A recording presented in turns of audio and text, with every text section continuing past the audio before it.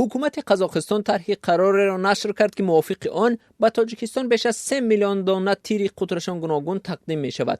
بررسی طرح در قزاقستان تا 17 ایون امسال ادامه خواهد داشت. مقامات تاجیکستان در این مورد اطلاع ندادند. من عبدالله اشرف تفصیلات این موضوع را به شما تقدیم می کنم. دفتر مطبوعاتی وزارت مدافع قزاقستان روز 5 ایون در اظهارات گفت در این باره هنوز در نیمه‌های ماه اپریل امسال میان دوشنبه و نورسلطان سازشنامه امضا شده است. پس از انجام جنبه‌های حقوقی مسئله، قزاقستان به تاجیکستان 3 میلیون دانه تیر قطرشان 5.44 میلیمتری، 20,000 تیر قطری 23 میلیمتری، 10,000 تیر قطرش 82 میلیمتری تقدیم می کند. طبق سازشنامه قزاقستان توسط راه آهن آورده رسانیدن تیرها را به تاجیکستان از حساب خود بر عهده گرفته است. تاجیکستان در نوبت خود عهده‌دار شده است که این مهمات را به جانب سوم نخواهد داد. تاجیکستان و قزاقستان دو کشور سابق شوروی روابط دیپلماتی را سال 1993 شروع کردند.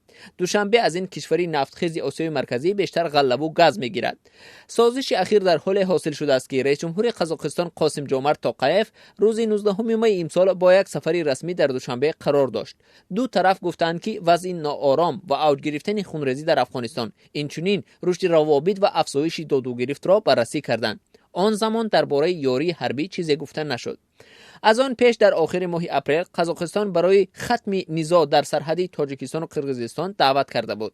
در این درگیری مسلحانه که روزهای 28 و 29 اپریل امسال در سرحد روی داد، از دو جانب ده‌ها کس کشته و صدها نفر زخمی شدند.